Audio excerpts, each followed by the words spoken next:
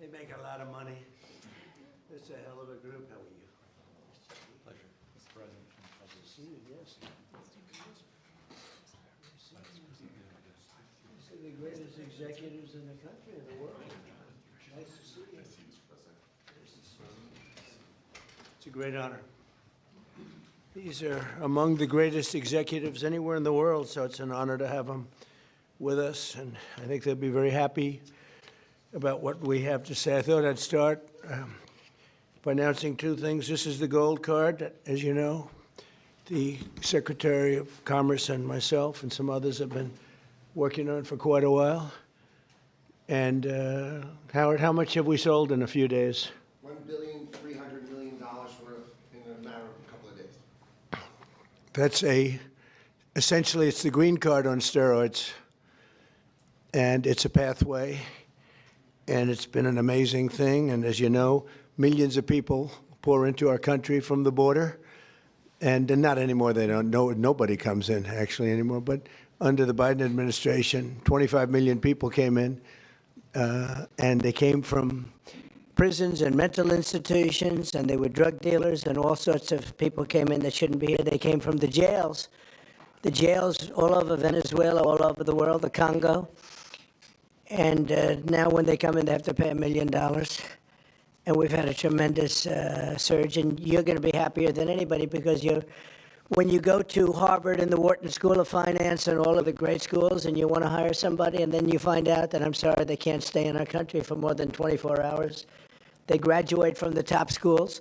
These people want to hire them. Now you're able to buy a card and you're able to keep people in the country. They can't keep people in the country. And they go to Canada, they go to other countries. A lot of times they go to Canada even though they work for the companies behind me. So now you're able to buy, the companies are able to buy the card and use it for people coming in to our country so they can stay in our country instead of being immediately shipped out after graduating. They graduate number one in their class at the best school, and they want to go to work for Johnson & Johnson, as an example, who's not here today, who will be here next week. They're well represented here. But they want to go to work for one of the great companies behind me, and you learn they can't do that because they're shipped out of the country. They're not shipped out anymore. So your company will pay a little bit, but that's okay. You'll be able to get them. So I just wanted to, it's called the gold card, the Trump gold card. Quite a beautiful thing. And you've taken in just a few days, you've taken in over $1.5 billion. That goes all toward reducing debt, goes into the Treasury of the United States. And I thought I'd do this before we start on Most Favored Nations. I want to read this because I would have said it the other night, but I was not allotted too much time, actually. We had a couple of brand new shows opening, and I understand that. But I do want to say, and some people say, oh, you shouldn't say it. It sounds negative. To me, I think it sounds positive. The only reason our unemployment tucked up and went up to 4.5%, which it went up to 4.5%, which is quite a low number, but still, is because we are reducing the government workforce by numbers that have never been seen before. In other words, government jobs are way down. And as you know, we don't need 10 people to fill one job, which is what we had in government in many cases. So the government workforce, by numbers that have never been seen before, has been reduced very substantially, and it will continue to be reduced. 100% of our new jobs are in the private sector. So this is for the last number of months. Think of that, 100%. Are you shocked to hear that? That's the way to make America great again. What do you think, right? It's the only way. 100% of new jobs are in the private sector. And I could reduce unemployment to 2%, 1%, or practically zero by just hiring people into the federal government, even though those jobs are not necessary, which is what we had before. We had millions and millions of people having jobs that they never even showed up. So I wish that the media would report that the 4.5% is an amazing number. And again, if they don't report it, I guess maybe I'll just let some people go into the federal workforce. It'll look really wonderful. And what we're doing is the only way you can do it to make a country great. You can't have the government jobs, you have to have the private sector jobs, and these are among the biggest hires of private sector. So we have reduced the federal workforce by tremendous hundreds of thousands of people, and that reflects in unemployment, but that will be used up very quickly, and we've 100% of the new jobs, which, by the way, it's a record-setting number of jobs, too, is in the private sector.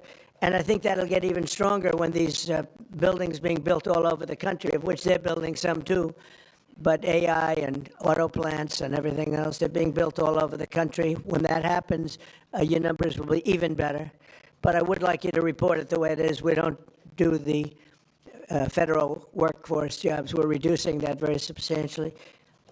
I'm thrilled to be joined by the leaders of 9 of the world's largest pharmaceutical manufacturers, all very big names, celebrities in their own right, very, very powerful people, and they head some of the most admired companies anywhere in the world. It's a great group.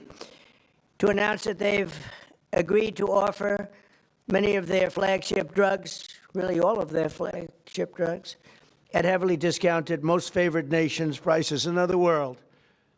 Whatever the lowest number is, if it's Germany, if it's in UK, anywhere, we will match that price. Right now, sometimes it's 10 times higher. We've been laughed at and scoffed at for years. In fact, I was going to do it in my first term, but unfortunately, with the advent of COVID, as you would say, it was not, I don't think it was a very good time to be hitting up Spain, Italy, France, but now we're doing it. So the hardest thing to do was going to be to get a country to do it, because we would have a pill in New York that was for sale for $130, and you could buy it in Germany and France and Spain and someplace anyways. They set their own prices for $10. So we'd pay 10 or 13 times more, we'd pay 5 times more, we'd pay all different prices. Now, whatever the lowest price is. Now, the pharmaceutical companies were difficult, but they also love our country. They knew it was unfair. And they were great. I appreciate it. But the bigger problem was going to be the countries. How are you going to get the countries to do it? And we told them, if you don't do it, we're going to have to use tariffs, and we're going to charge you a 10% tariff, which is far more money than the money we're talking about. And they immediately agreed to do it. So we have all the foreign countries agreeing to do it. If we didn't have the use of tariffs, we would never be able to do this. But we used tariff, and they said, is it a threat? I said, yes, it is a threat. And they said, we will do it. And they dropped the price. So what's happening, because the world is bigger than the United States in terms of people, that same pill would go from $10 to $20 for them, which is an increase, but it wouldn't go to, midway. But it would go from $10 to $20. Ours would go from $130 to $20. So we dropped way down. They went up a little bit. And everyone knows it's the way it is. They, for years, would just say, no, as medicine got more expensive for us, it would stay. They said, nope, you can't sell it in this country. Let the United States pay. And we had other presidents, all of them, said, okay, we'll pay. So we were subsidizing the entire world. We're not doing it anymore. This is the biggest thing having to do with drugs in the history of the purchase of drugs.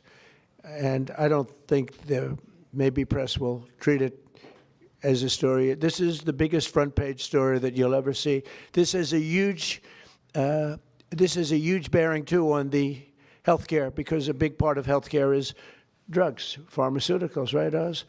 And this will have a tremendous impact on the reduction of health care. The biggest impact is going to be that the money should be paid not to the insurance companies, directly to the people, and the people will buy their own health care. So we're going to be working that. The problem is that the Democrats are very much controlled by the insurance companies that make all that money, but we're not going to let that happen. Starting next year, American drug prices will come down fast and furious, and will soon be among the lowest in the developed world. So in other words, whatever the lowest price for a certain drug, of which these companies make much of it, whatever the lowest price is, that price will come down to that price. So we will get the lowest price anywhere in the world. If they're lower in England than they are in Germany, we take the England price. As of today, 14 out of 17 largest pharmaceutical companies have now agreed. 14 out of 17. Oh, those three they're in deep trouble.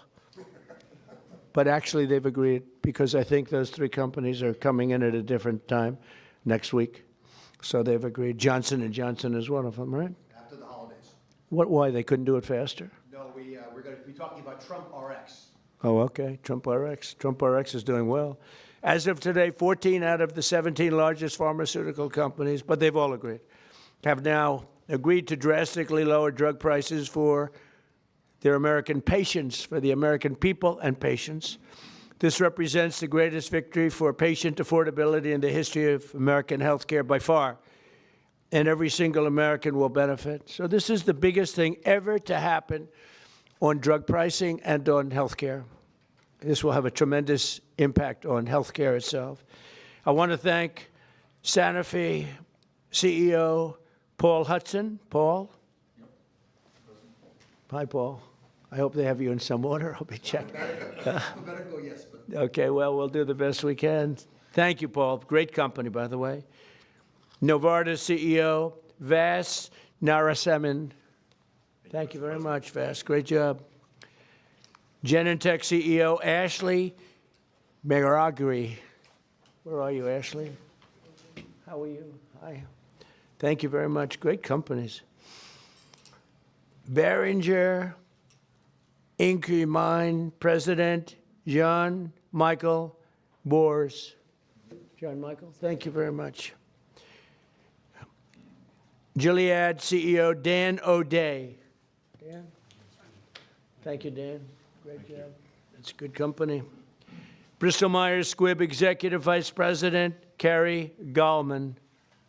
Carrie? Thank you, Don. Thank you very much.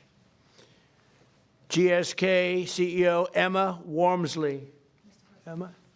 Thank you very much, Emma. Great job. Merck CEO Rob Davis. Great company. Thank you. Great company. How long have you been CEO? Almost 5 years. Very good. You're doing a good job. And Amgen Executive Vice President and CFO Peter Griffith. Peter? Thank you, Peter, very much. Thank you very much. You okay? Fake news.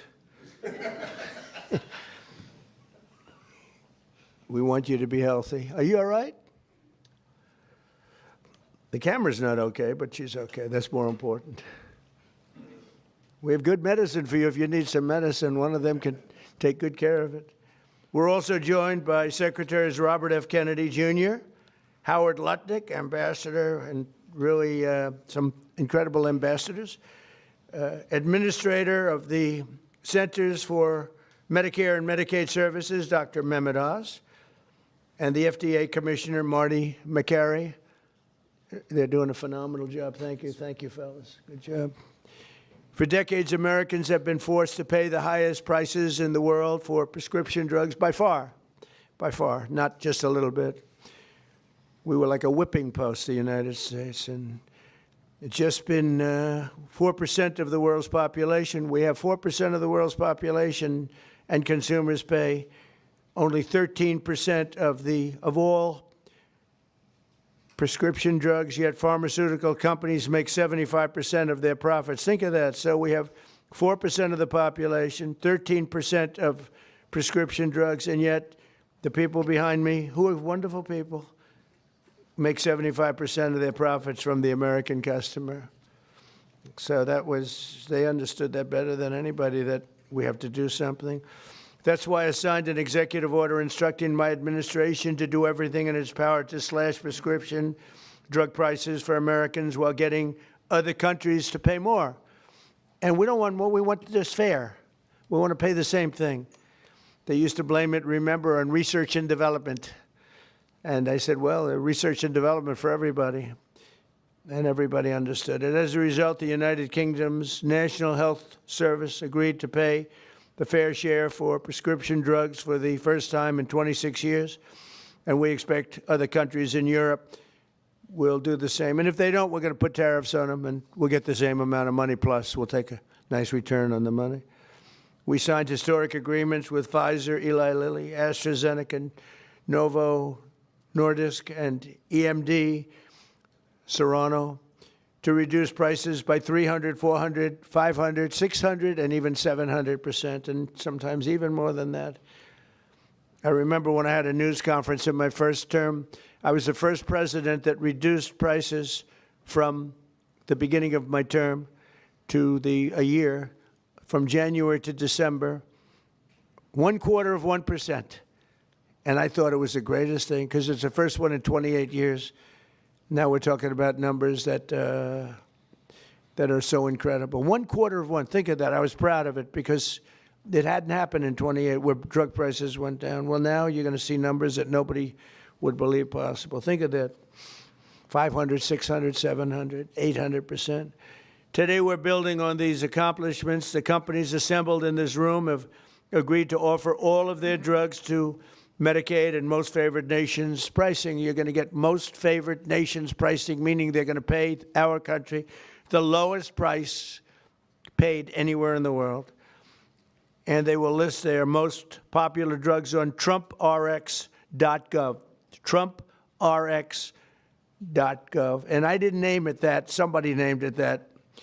And I guess they assumed that was, did you name it, Oz, or Bobby name it? We all named it together. Okay, well, I'm honored to have the name. And so far that's turned out because the numbers are so incredible. It's an honor. And you're going to get massive discounts to all consumers. So massive discounts will be not even offered. It's just going to be a fact. All consumers will get massive discounts. That's TrumpRx.gov. Every new drug produced by these companies in the future will permanently be offered to American patients at most favored nation prices. You know, people used to talk about that for years, but nobody ever did anything about it. No other president did. And it wasn't easy, but it worked out great, and I'm so proud of the people behind me. As an example of the price reductions we have secured through these new agreements, Santa Fe will cut the cost of its blood thinner, Plavix, from $750 to less than $16. Wow. Where's Santa Fe? Where are you? What? That's incredible, huh? Could have gone to $17, maybe. That's amazing. And you're going to do tremendous business. You're going to do much more business. So that's coming from $750, think of that, $750. And that's the number one blood thinner. I don't want to know about that. I take an aspirin. To less than $16. Think of that. Bristol Myers Squibb, a great company, both great companies, will cut the price of HIV medication, Raytaz, from nearly $1,500, $1,500 to $217. And it will cut the cost of hepatitis B medication, Baraclude, from $1,400 to $413.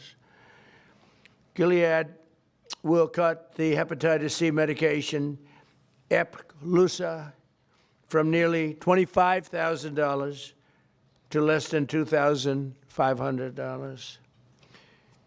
And all prices are like that because we're bringing them down to the world's lowest price, everything. And these people really are pioneers. What they're doing is so great. And in the end, they're going to do much more business, and it's. I think it's going to even out for them as a company. The countries will have to pay more, but even for them, because of the fact that the world is quite a bit bigger, it won't be very severe, I hope. I also want to thank these companies and their incredible executives for their generous contribution to American national security, because it's really what it is. It's, to a large extent, national security in addition. You can't continue to pay 13, 14 times more than other countries and think you're going to have security. Collectively, they will invest over $150 billion to build up domestic pharmaceutical manufacturing in America. They're going to be, because of tariffs, they're coming in, and I think because of the love of our country, and maybe because of the November 5th election, but because of tariffs, they're going to be coming in. They're building already. Just about all of them have started. They're building their plants in all states all over the country, and they're building incredible pharmaceutical plants. We're going to have close to 100% of our pharmaceuticals in a very short period of time made in the USA. As part of these agreements, Merck will also donate 3.5 tons of antibacterials to be placed in America's strategic reserve. Thank you very much. GSX will donate over 200 pounds of ingredients to make rescue inhalers, which is a big deal, and Bristol-Myers Squibb will donate 6.5 tons of blood thinners. We appreciate it. Such amazing companies. Every president for a generation has promised to reduce drug prices, but they were talking about a little bit like that. I am the only one of them to ever even think in terms of favored nations, and that's what this is. Favored nations. It's called most favored nation. We are now a most favored nation. I want to thank the leaders in the room, and I also want to thank the leaders of all of the countries that had to pay a little more so that we were treated fairly. I really do. I want to thank the leaders of countries. And they knew the alternative was not much of an alternative, because if they didn't do it, we were going to charge them tariffs, and the tariffs would have been much more severe than what they did. But they did do it as soon as they realized about the tariffs. Then they did it very easily. No, they're very good people. Let's start with Amgen's Executive Vice President, who I already introduced, and I introduced the people here. So I'd like to ask Bobby and Oz to say a few words, and also I'd like to ask if anybody would like to speak on behalf of your company, or just say how great this country is doing. And you're all building tremendous facilities now in the United States instead of other countries that we all know about. But if you'd like to say something. So Oz, do you want to start? And Bobby? Thank you. Thank you, Mr. President. Thank you very much. Mr. President, he gets taller with time here. Mr. President, each of the 9 CEOs will speak very briefly about what they have done, because it is a patriotic effort. This is affordability in action. We talk about it in abstract, but this is not an abstract concept. This is a very concrete, tangible, personal reality, because we've got moms with sick children who cannot afford their medications. Working families cannot make ends meet. Seniors on fixed income. We have 80 million people who have to pay more than $100 a month for their prescriptions. They just can't keep up. So this is a hardcore approach to this, driven by a bold leader who's taken bold action. With that bold action, we've now created a standard for the industry. The 9 leaders behind us run the biggest pharmaceutical companies in the world. They're joining 5 other companies that have been through this White House process over the last 2 months. I want to make sure you appreciate that it doesn't happen with just the people in the room. They're wonderful individuals: Chris Klump, Inma Hernandez, John Brooks, Theo Merkel, Corey, Heidi. A lot of folks work their tails off to make this happen, and that's why we've gotten to the finish line. The prices that President Trump left to the next administration on pharmaceuticals have gone up 25% until the president took office. We are reversing that trend and making sure that Americans can afford to get the life-saving solutions. Because if these brilliant innovators create solutions to cancer and hypertension, hepatitis, and a bunch of other viruses, illnesses that have been lethal throughout human history, but you can't afford them, then we're not treating you fairly.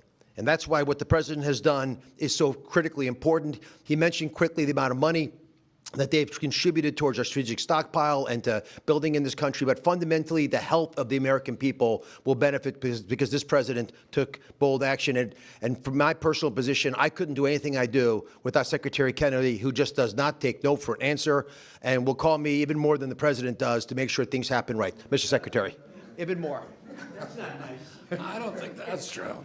I think we got a lot of calls from the president, and at one point in this negotiation, we both stopped answering our phones late at night because we couldn't take it anymore. But I want to thank you, Mr. President, for doing this.